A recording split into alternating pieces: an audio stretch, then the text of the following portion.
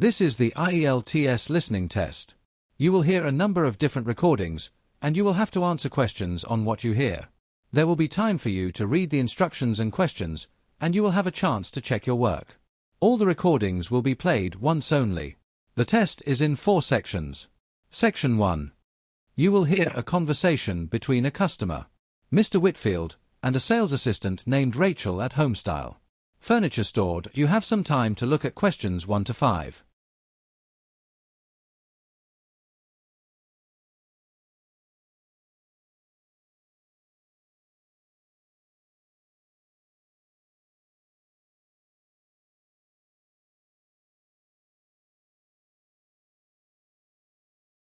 Now we shall begin. You should answer the questions as you listen because you will not hear the recording a second time. Listen carefully and answer questions 1 to 5. Good morning, Homestyle Furniture, Rachel speaking. How can I help you? Oh, hello. My name's Tom Whitfield, Whitfield. I was in your store last Saturday, and I'm interested in placing an order. Of course, Mr. Whitfield. Let me just pull up your visit notes. So you came in on Saturday. That's right. I can see our colleague helped you. What were you looking to order today? Right. So I definitely want the corner sofa, the Langley model, in the large size. And I'd also like to order the extendable dining table that goes with it. Lovely choice. The Langley corner sofa and the matching dining table. And what color were you considering? I've been going back and forth on this, but I think I'll go with the charcoal gray. My partner was pushing for the steel blue, but we agreed charcoal is more versatile. Excellent decision. It's our most popular finish. Now can I take your delivery address? Yes, it's 14 Maple Road, Bristol. That's Maple. 14 Maple Road, Bristol. Got it. Now, for orders over £1,500, we do require a deposit to confirm the order. The total for your items comes to £2,800, so we'll need a deposit of £350 today to secure everything. £350. Fine. I can do that by card now. Before you hear the rest of the conversation, you have some time to look at questions 6 to 10.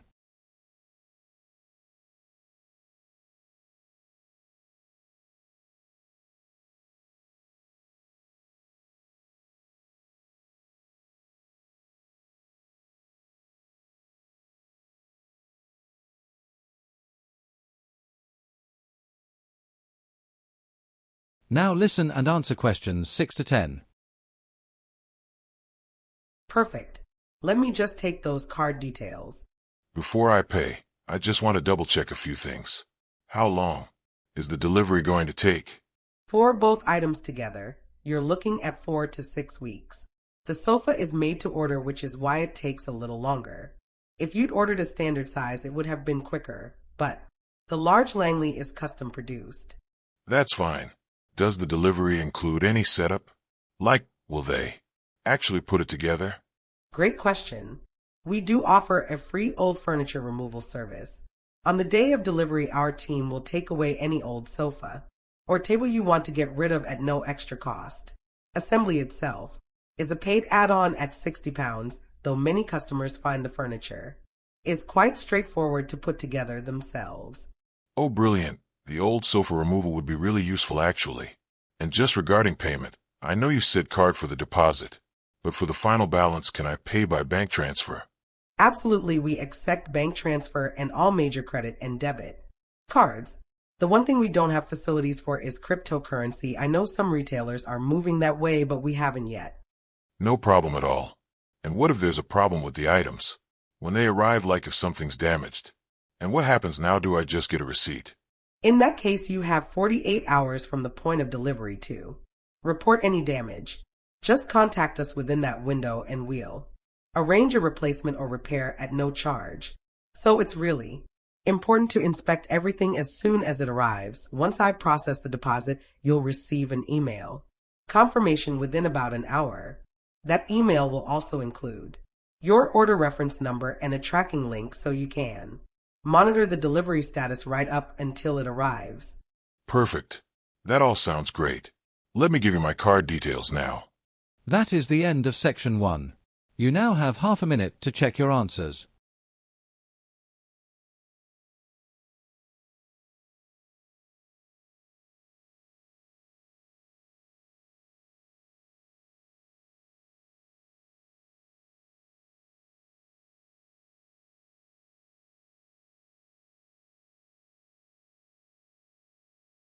Now turn to section 2. You will hear a recorded audio guide for visitors to the City Transportation Museum, presented by David, the museum's senior guide. You have some time to read question 11 to 15.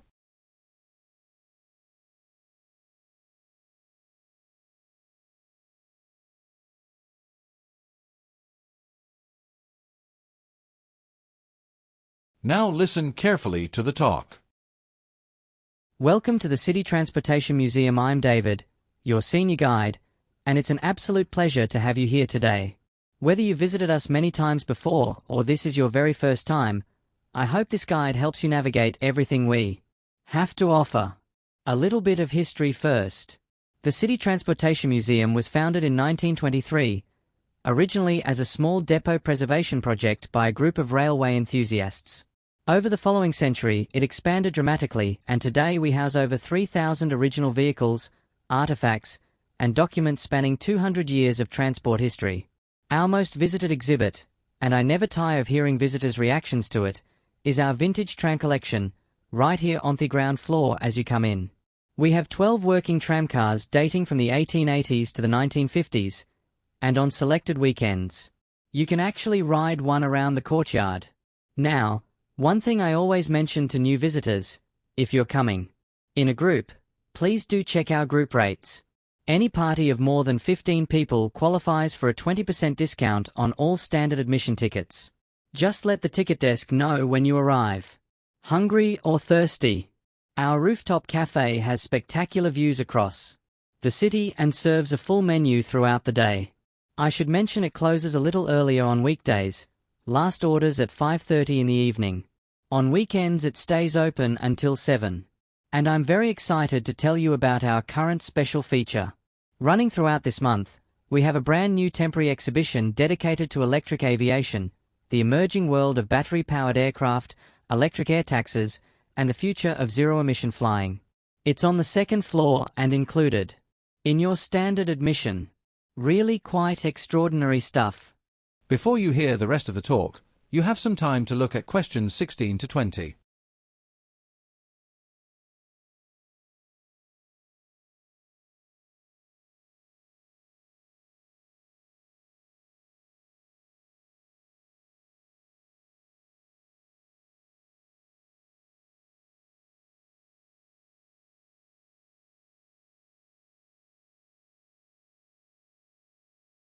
Now listen and answer questions 16 to 20.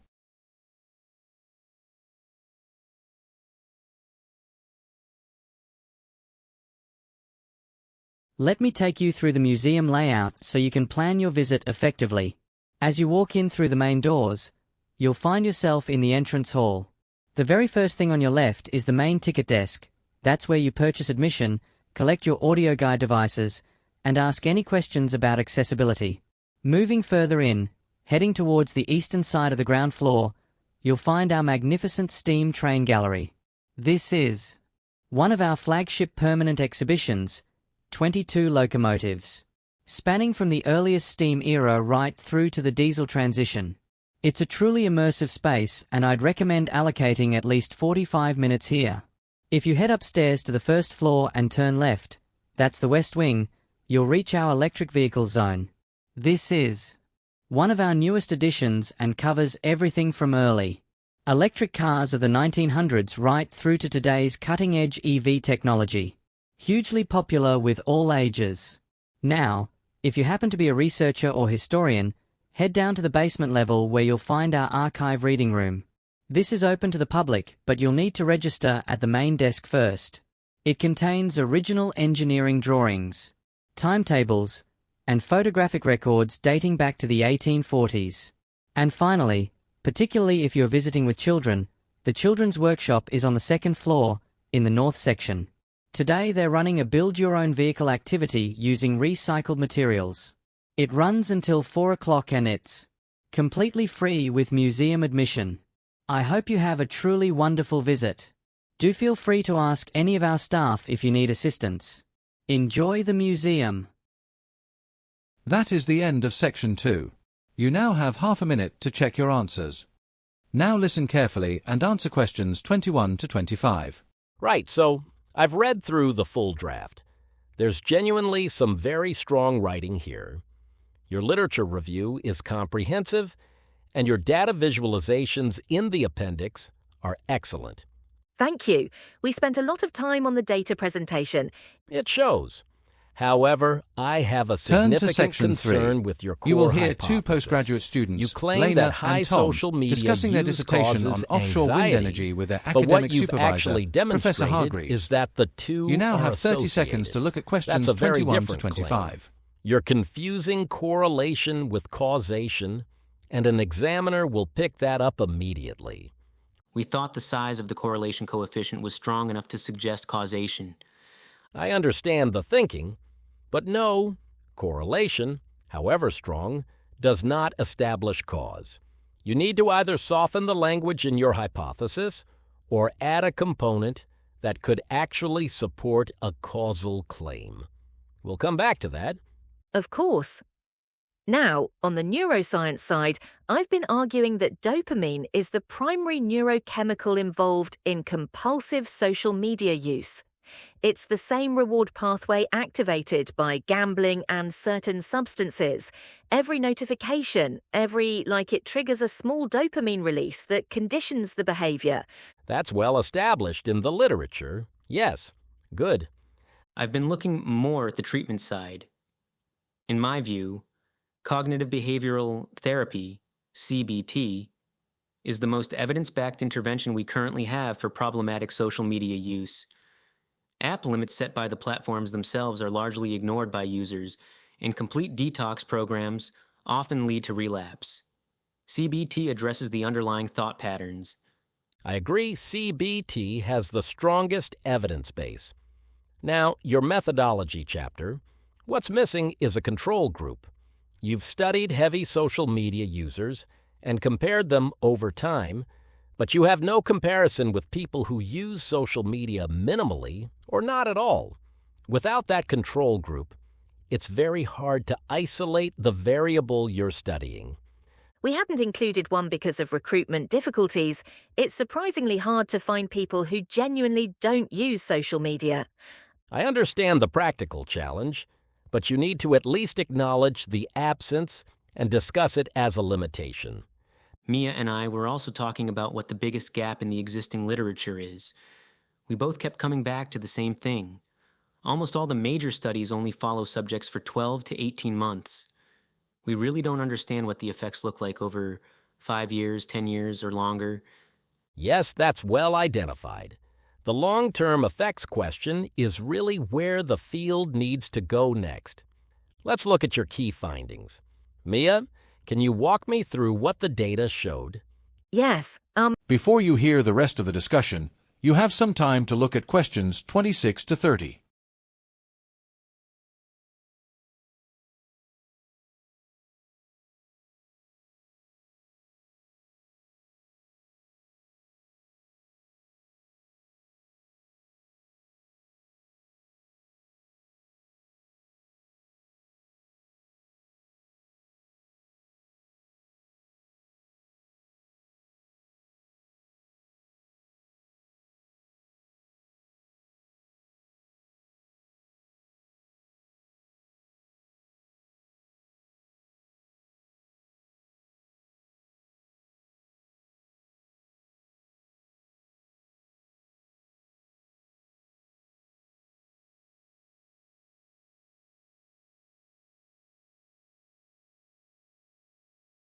Now listen and answer questions 26 to 30.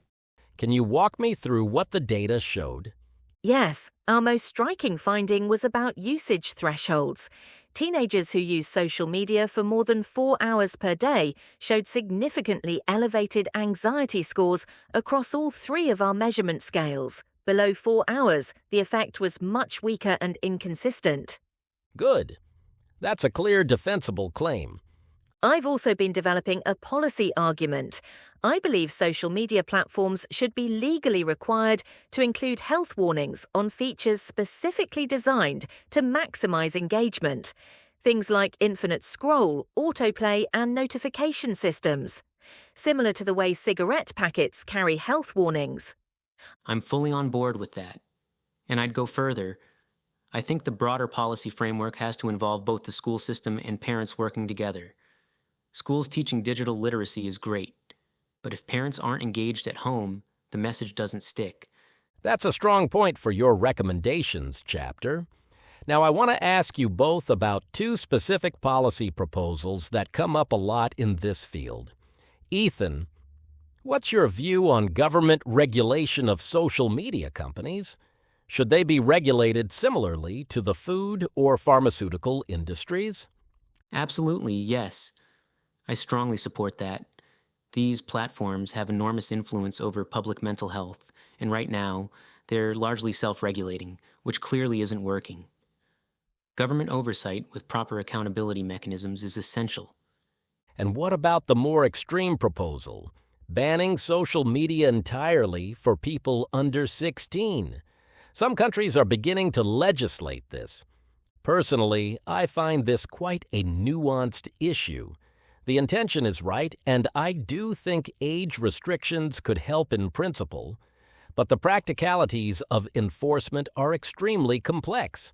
Children can easily circumvent age gates.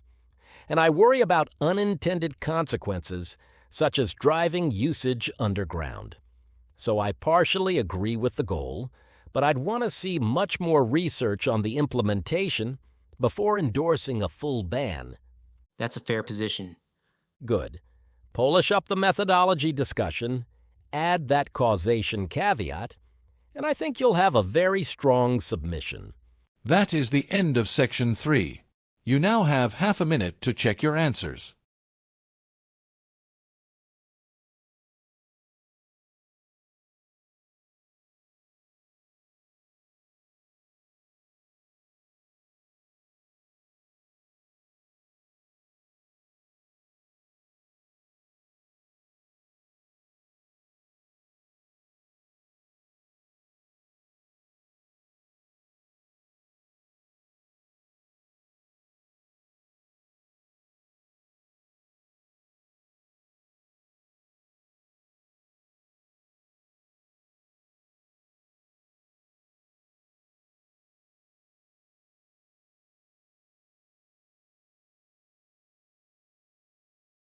Now turn to Section 4. You will hear part of a university lecture on nanotechnology, delivered by Professor Sandra Okafor. First, you have some time to look at questions 31 to 40.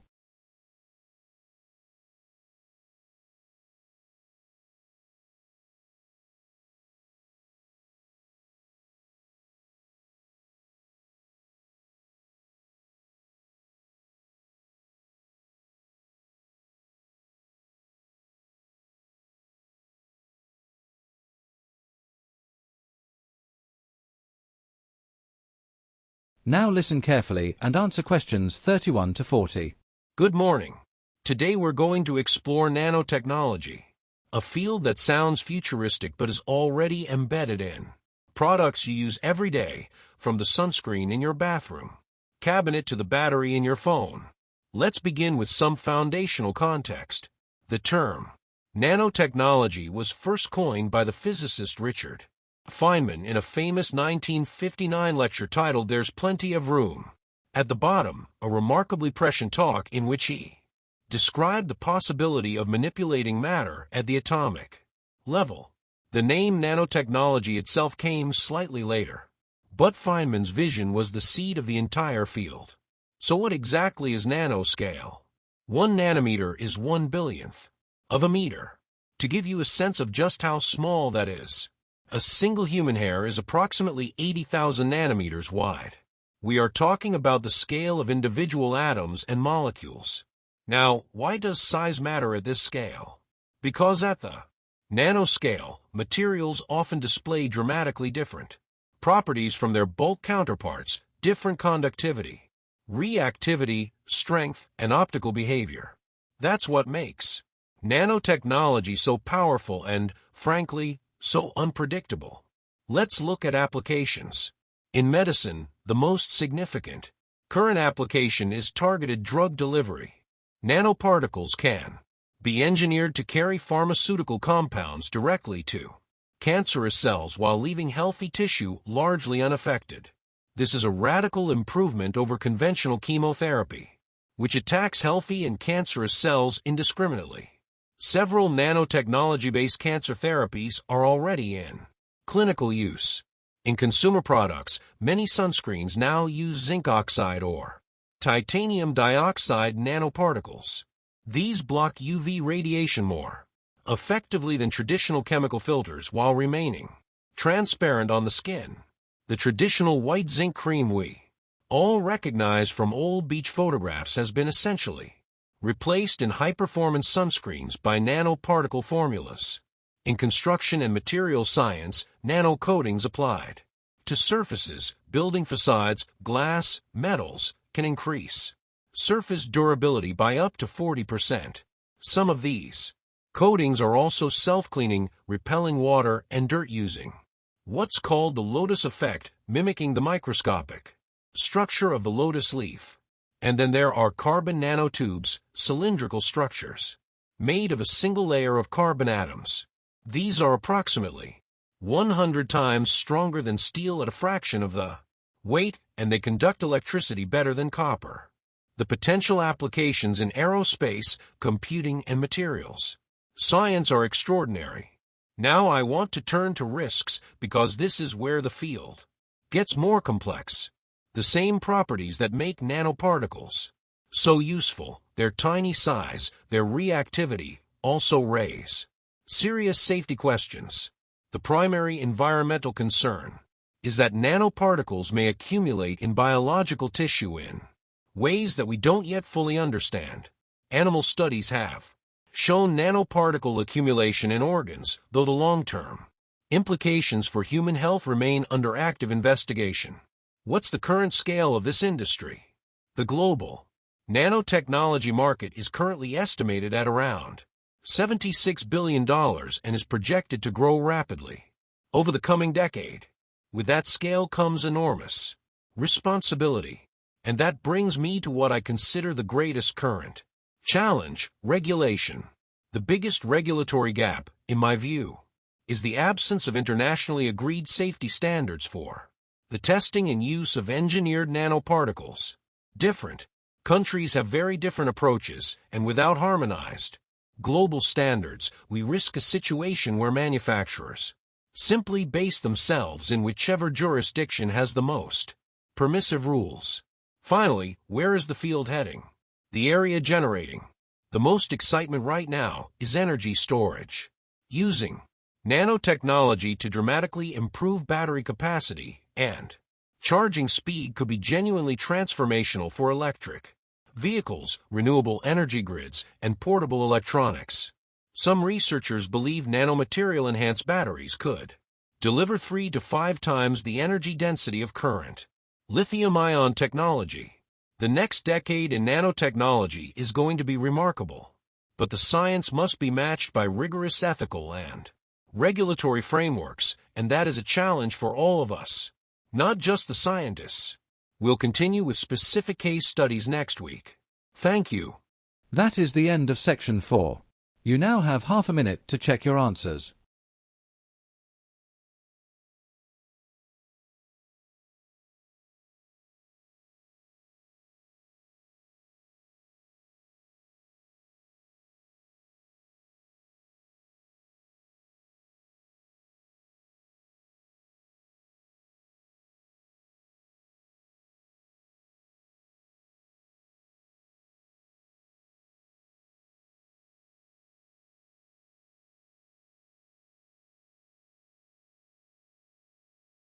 That is the end of the listening test. Check your answers. Comment your score. All the best, my dear fellow student. Your hard work will pay off one day.